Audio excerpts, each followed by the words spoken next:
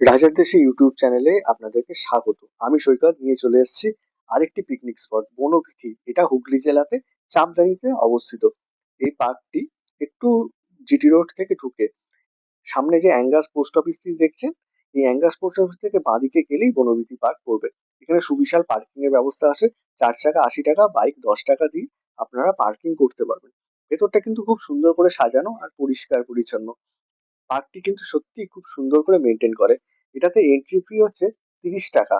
জনপ্রতি 30 টাকা দিয়ে আপনারা এর মধ্যে প্রবেশ করতে পারবেন। এখানে আপনাদের আলাদা করে পিকনিকেরও জায়গা করা আছে। কিছু কিছু খাপ আছে, সেগুলোর মধ্যে ভেতরেও পিকনিক করতে পারেন বা গাছের নিচেও পিকনিক করতে পারেন। এগুলো 450 টাকা করে এক একটা পিকনিক স্পটের ভাড়া।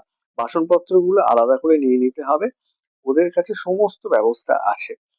পুকুর পাড়ে এই সুবিশাল নারকেল গাছগুলোর মধ্যে যে পিকনিকের জায়গাগুলো, সেগুলো সত্যি খুব দেখতে সুন্দর লাগে। ডিসেম্বর মাস তো পড়ে গেল, ঠান্ডা পড়ে গেছে, কিন্তু পিকনিক করার এটাই আদর্শ সময়।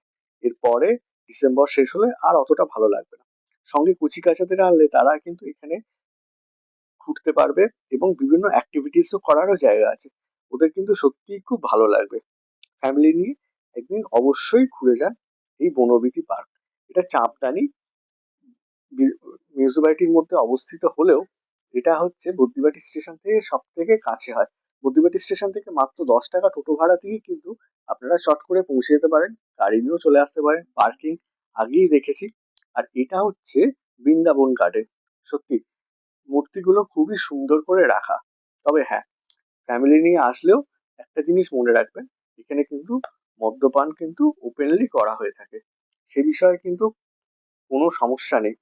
আর বন্ধু বান্ধব নিয়ে আসলে তো বিন্দাস ঘুরে যেতে পারেন, কোনো চাপ নেই। আর এখানে এই সুবিশাল জলাশয়ে আপনি বোটিং এরও ব্যবস্থা আছে। বোটিংটা অবশ্য আলাদা করে চার্জ দিতে হয় আপনাকে।